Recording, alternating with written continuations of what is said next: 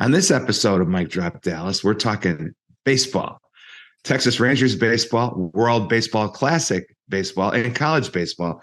First with Ian Kinsler, who has a really interesting take on what most relaxes a big league team. You're not going to want to miss that. And then we're joined by Schrom of REV Entertainment about the non-Rangers events that the company brings to Globe Life Field and Choctaw Stadium, including some exciting college baseball coming up this weekend. It's season 3, episode 2 of Mike Drop Dallas. Let's drop the mic and let's go.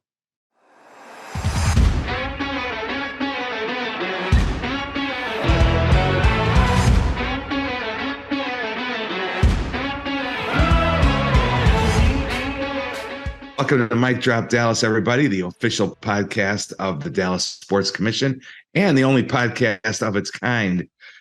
Kevin Sullivan here, along with Dallas Sports Commission Executive Director Monica Paul, joined by our on-air producer, Next Level Marcus Carr.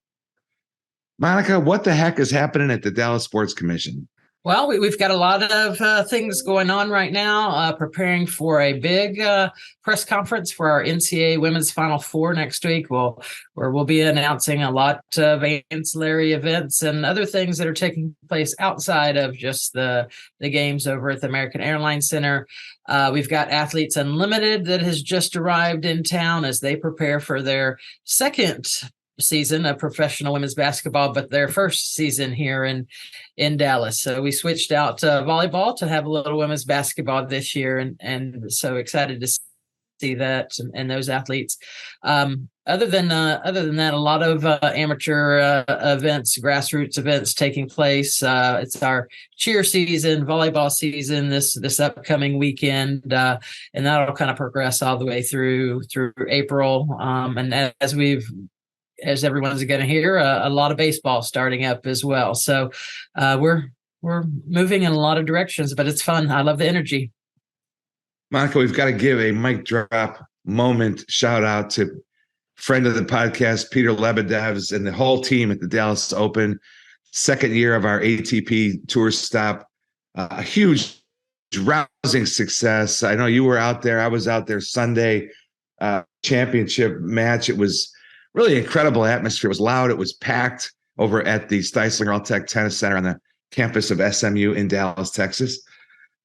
Even if our local hero and friend of the pod, John Insler, lost the championship match, dramatic fashion to Wu Yibing, but history was made, and that Wu was the first Chinese man ever to win on the ATP tour, but just a great atmosphere and. You know, what is your take? Year 2, big success. Give us your take on Dallas's return to the ATP tennis tour. You know, I don't think it could have gone any better, quite honestly. I think this tournament has become a staple for Dallas, something that the fans and spectators and our general community are going to want to come back year after year and continue to grow.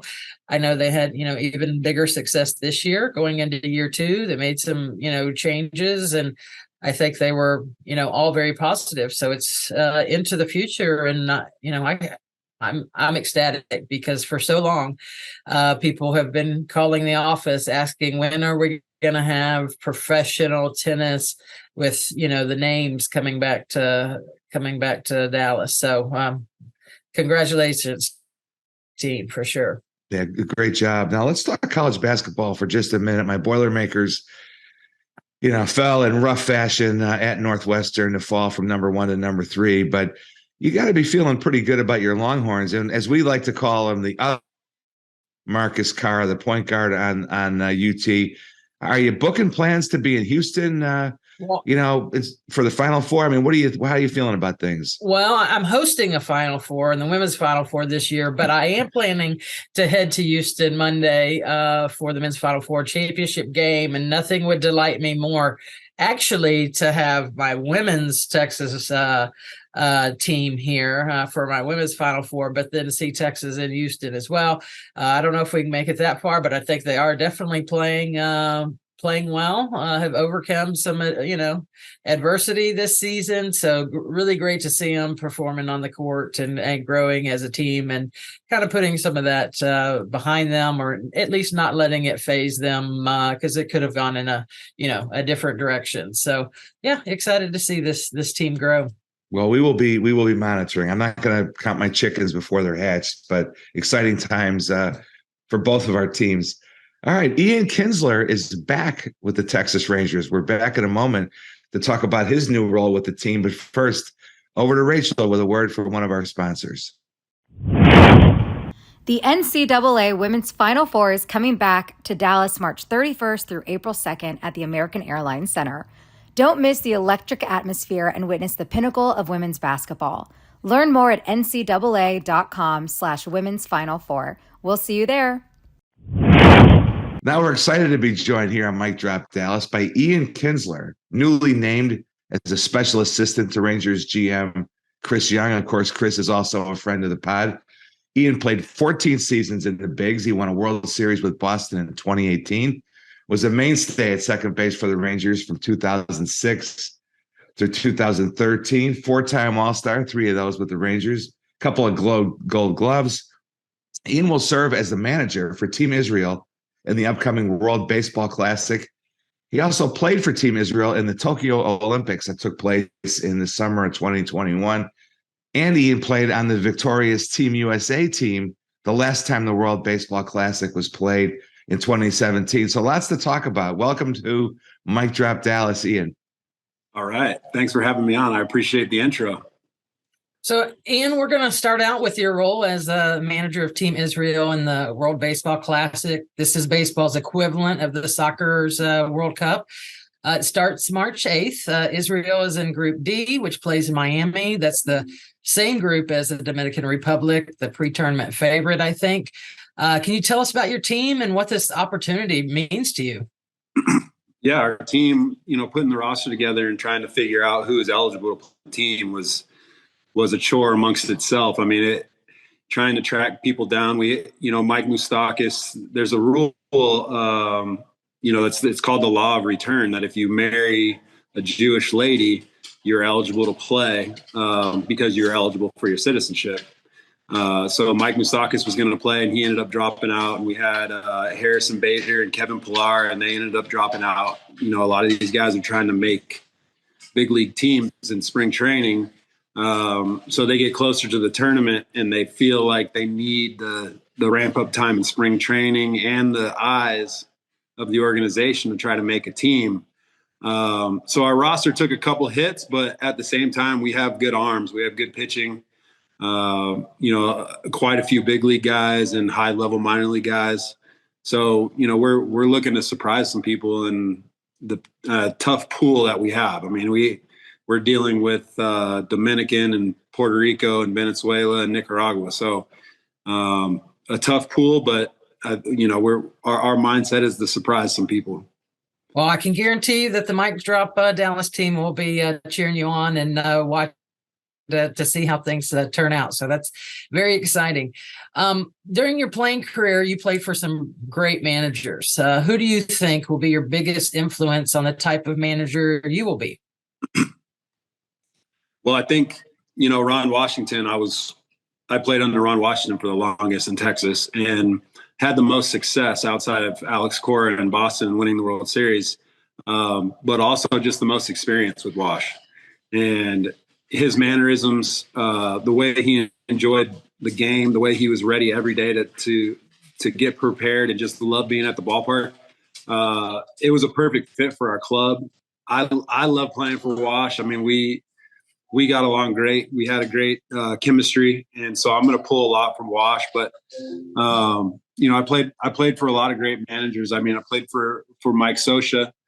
My first year in Texas was with Buck Showalter, and then Alex Cora in Boston. So I had my fair share of managers that had a tremendous amount of experience. I don't know if I'm going to be able to pull anything from these guys.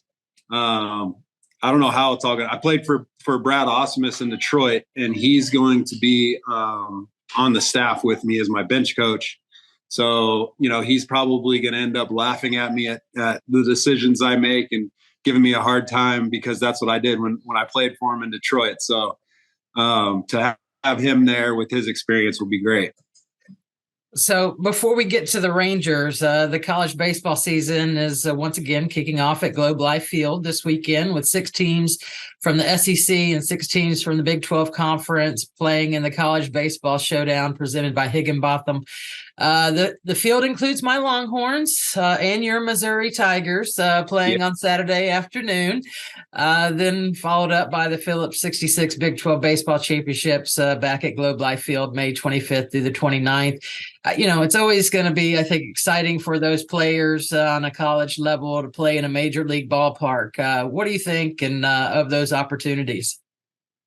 Man, I'm excited to see the Tigers. It's where I finished up school, like you said. So to be able to see them get on the field and talk to the players and the coaches and be a part of it a little bit is exciting. But being able to play in an indoor big league ballpark where weather's not a factor is just huge, especially this time of year for the team from Missouri. The rest of the teams, they're warm weather states. I think they're able to get outside a little bit more than maybe the Tigers are in Missouri and Columbia. But getting under that roof and having the opportunity to play on a big league field is it's a great way to start the season. I'm looking forward to it.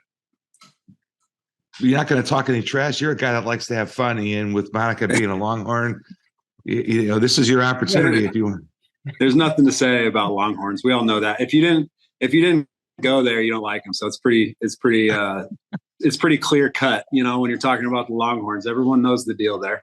Well, Sully will take the chance at any moment to go ahead and trash my Longhorns or give me a hard time. I'm okay with the Longhorns, Ian. I just like to set other people up to go after Monica, which is, I kind of play the role on this podcast that you play at times in the Rangers clubhouse, where stir it up a little bit, have some fun. You see why? Yeah, we mentioned he's brought back a number of you and your former teammates, Colby Lewis, Darren Oliver, Michael Young, in this special assistant to the GM role. What exactly what will you be doing in this role? I mean, it's a broad spectrum, really. Whether it's going to see an amateur player for the draft, going to the affiliates in the minor leagues and helping with development, picking the brains of the managers and the coaching staff and seeing how the pregame prep is with the players and the coaches, and just having my pulse on the organization. I think helping CY with anything he needs, and Bruce Bochy at the big league level, if there's something there, that any of us really can help with. I think that's the role of a special assistant is try to help the organization grow and really any way that you can. I think, for me, I live in Dallas, so Frisco is very close for me. It's probably 30 minutes to get up to Tollway, and then the ballpark's about 30 minutes away in Arlington. So, being able to spend time at both places is going to be pretty easy and hopefully really effective, and help with the organization any way I can. Good season for the Rangers. Got to give kudos to owner Ray Davis and CY and his team. You look at the pitching that came in, not just Jacob deGrom, which was a huge signing, but Nathan Eovaldi, Andrew Heaney. These are tested big league pitchers trading for Jake Odorizzi, who I'm pretty sure has something left in the tank. What we always talk about pitching in baseball as fans, but what could this haul of pitchers mean for this club? I mean, listen, first of all, you got Jacob deGrom heading the rotation. There's nobody better in baseball when he's healthy and on the mound. And I think that's number one, is health with this rotation. If they can stay healthy, they can take their, 20, 27, 28 starts, 30 starts. They're going to be really successful.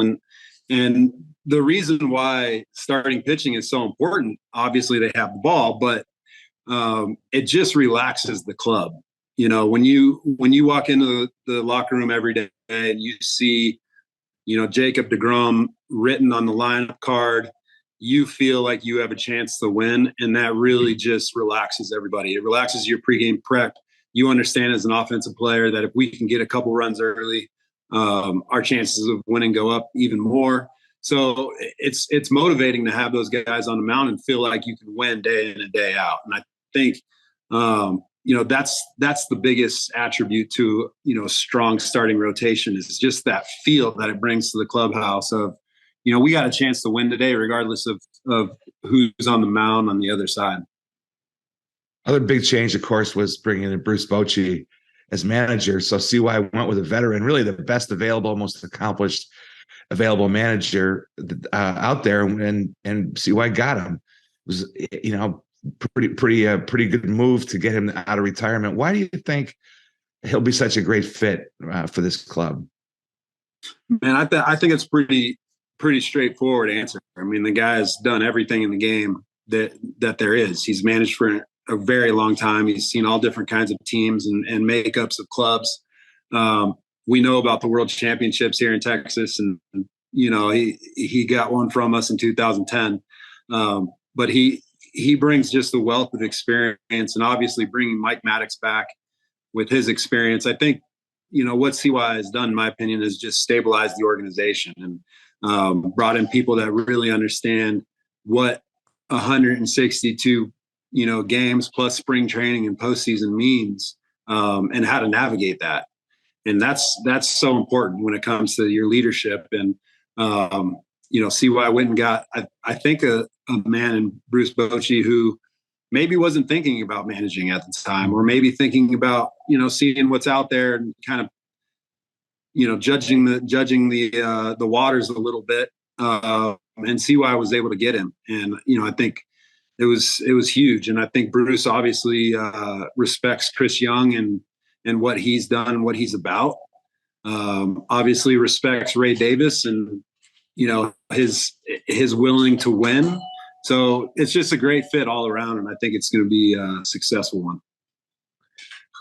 So recently you got inducted into the Rangers Hall of Fame last season. And of course you went in alongside our friend John Blake, right, which was really a cool thing for all the communications and PR types around Dallas-Fort Worth who've known John for so long, to see him honored in a way that was so well deserved. So shout out to John Blake. Love that. What did it mean to you to go into the Rangers Hall of Fame? So that's something you never really consider, honestly, whether it's the Baseball Hall of Fame or an organization's Hall of Fame or the College Hall of Fame or anything. You never really consider that when you're playing. And honestly, you never really consider it when you're done playing.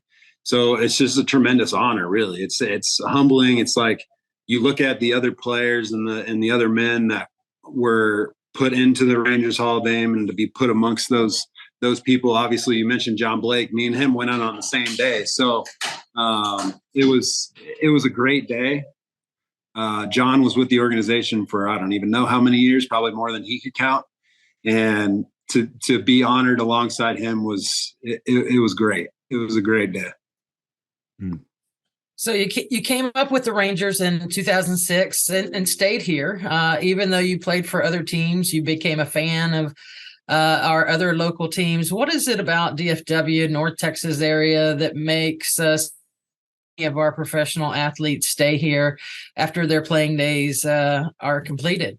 Well, it's the taxes. Right on. Really, it's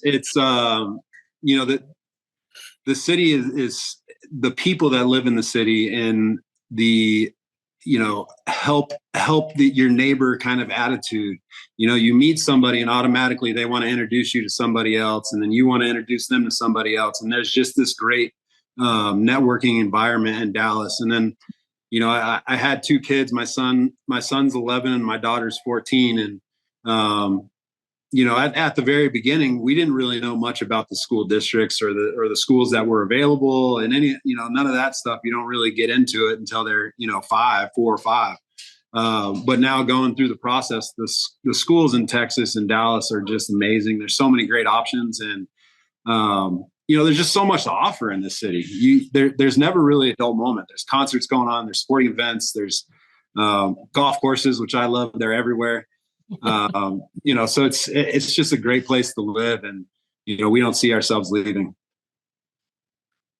Well, I definitely love to hear that. Really, thank you for your time. This has been fantastic. All the best with Team Israel and the World Baseball Classic, and this season with the Rangers. We'll definitely be pulling for you. All right. Thanks for having me on. All right.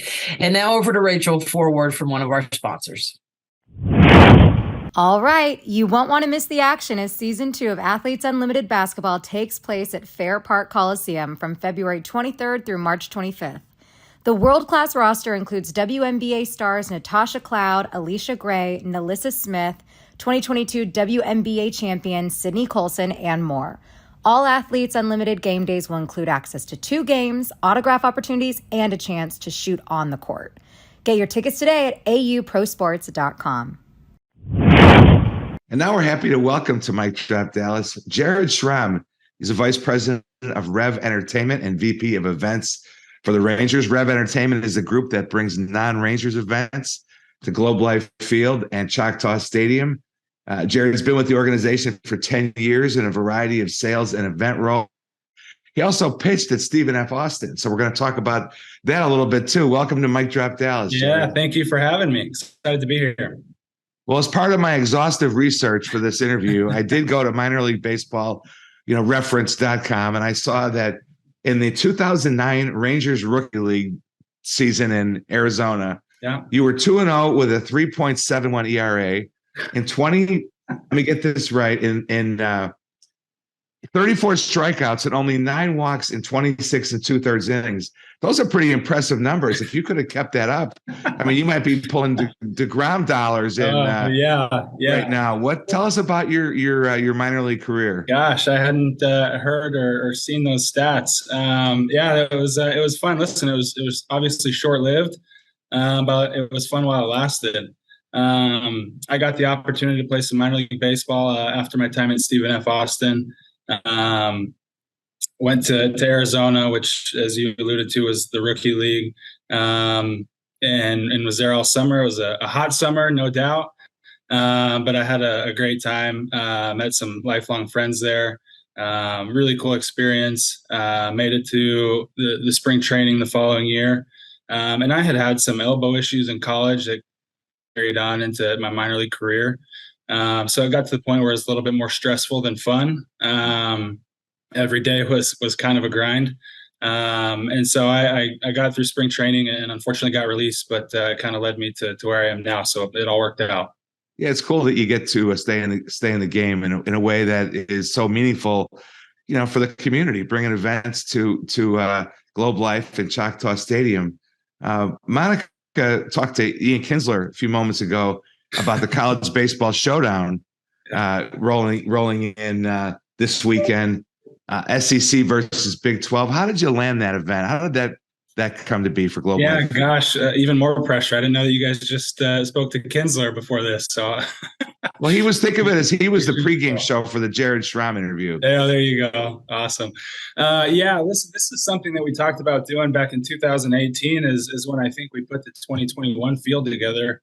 And at the time, we worked with Jim Schlossnagel, who was at TCU for obviously a long time and had much success there, and is now doing the same at Texas A&M.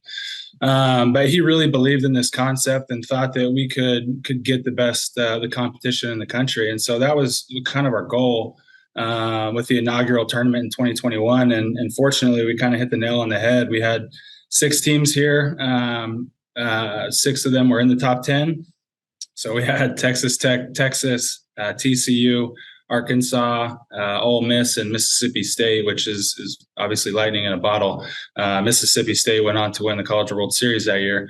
But we had over 50,000 fans through the doors over 3 days. If you remember the great ice storm of 2021, it fell on the heels of that. And so even despite all that, we still had over 50,000 people come through the doors to watch great college baseball. And I was stunned at the quality of these teams and the pitchers. And I went down for the first pitch. I forgot who Texas was playing that Friday morning, but they had their first rounder. I don't remember exactly where he went, maybe 10 or 11th overall, who I had heard a ton about, had a ton of hype around him. And the first 3 pitches were 97, 98, 98 on the corners. And I was just like, oh, my gosh. Games changed a little bit from when I was playing at Stephen F. So, and it was much more of that throughout the tournament. I think Arkansas had a guy come out of the pen the last game that hadn't thrown at all, and he was throwing 98, 99. So it's just it's a whole different ball game with the quality of teams. And so last year was another great tournament, and then we're excited about this year's tournament. 4 of the 6 teams are in the top 15, 3 are in the top 10. And so we're excited about it, and I think people are as well. I think we'll rival that first year in terms of attendance. And then you've got, of course, the Phillips 66 Big 12 Baseball Championship returning to Globe Life Field. That's set for May 25 through 29. And I believe tickets are on sale at texasrangers.com, I think. Or where can people get tickets? Yeah, tickets will go on sale this weekend during the College Baseball Showdown. And so we'll have Big 12 on site, and we'll make that announcement and make sure that tickets are ready to go this weekend. Now, we don't want to remind Monica that Oklahoma won last year, but what can fans expect this year? And you mentioned the quality of competition that we're going to see in the showdown this weekend. What about with Big 12 championship? What can fans expect? Yeah, I mean, it's much of the same. The SEC, the Big 12, the PAC. I mean, these conferences and these programs are incredible. And so we're fortunate to have the Big 12 here in May. For their championship, and the caliber of teams that they run through here are phenomenal. And you mentioned it, OU did beat Texas last year in the championship, and OU did go on to the College World Series final versus Ole Miss, and so they had a great run. But Texas Tech is always great, and certainly a fan favorite here in DFW. So always love to have them, and Kansas State's the world, and the ones that don't necessarily get to always play here, it's exciting to get them up here as well. And so it's an exciting tournament. Had a lot of learning lessons from last year that we're implementing this year in terms of strategies and fan experience and all those good things. So we're excited for this year's tournament to continue to grow it and continue to grow into the future. Sully, I feel like this episode has a lot of Longhorn bashing that we're going to need to talk about later on, but that's okay. I'm going to get back to Jared. I just wanted to put that out there. Jared, what makes Globe Life Field such a perfect venue for college baseball? Yeah, I mean, listen, MP, you've spent a bunch of time here. I mean, you've seen it with your own eyes. It's an incredible facility, and the players obviously love it, the amenities that are available to them, but also the fans. And I understand it's a big venue, but it's very intimate. And so, whether you have 5,000 fans or 20,000 fans, it feels really good.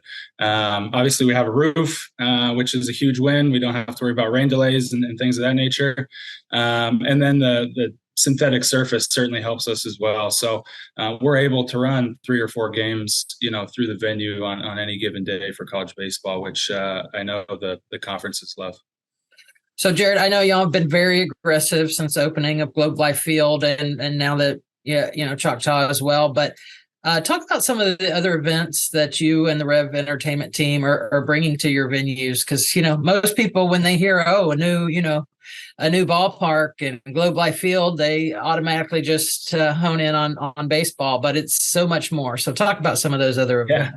Yeah, no doubt. I mean, listen, baseball is our core business, and we get that. We love college baseball and participating on that side of it. But college sports in general is something that we love. With REV Entertainment, we just had Bout at the Ballpark, which was Oklahoma State and University of Michigan wrestle, which was a really neat event, and we'll look to continue that in the future. Obviously, we had college football here the past couple of years. We had the Commanders Classic, which was Air Force and Army. We're looking to find us a new football game moving forward, and so we're working on that. And then, sky's the limit. We're talking about kind of doing the same thing that we've done with baseball with other sports. We'd like to explore that with basketball. We'd like to explore that with volleyball, and do things like that. And then, of course, the concerts are always a fun addition to what we're doing. We had a great run of shows last year. We'll have a couple this year that we're excited about and hoping to land 1 or 2 more. But outside of those major events, I'd say our calendar is pretty full with the special events as well. We have a staff that's designated on selling this building. And whether it's Southwest Airlines doing an employee event for 5,000, 6,000 people, or Deloitte doing a holiday party, we try and keep this building active as much as we can. So I get this question a lot from, media and other groups, just interested in the approach on how we get these events to Dallas or Arlington or Globe Life, or actually any venue that we have here. So when you approach an outside group on coming to Globe Life or even Choctaw, because it's really opened up some opportunity there, having both side by side, what's your pitch? Have you met my boss, Sean Decker? Yeah. Well, I did. I do know Sean. So yeah, he goes. He goes. And listen, it's fun, and we have the backing from ownership to be aggressive, and we love to go out and meet with people, whether it's ADs, whether it's basketball coaches, baseball coaches. We love to get in front of them and go see their facilities and talk to them about what they're doing. One thing that we love to do post College Baseball Showdown is go visit all the coaches and their staffs to talk about what they liked, what they didn't like, what we can do to get better. And I think it's important to just get that face time with them and learn how to grow and not only grow our event, but grow the relationships. And the same approach we take with everybody.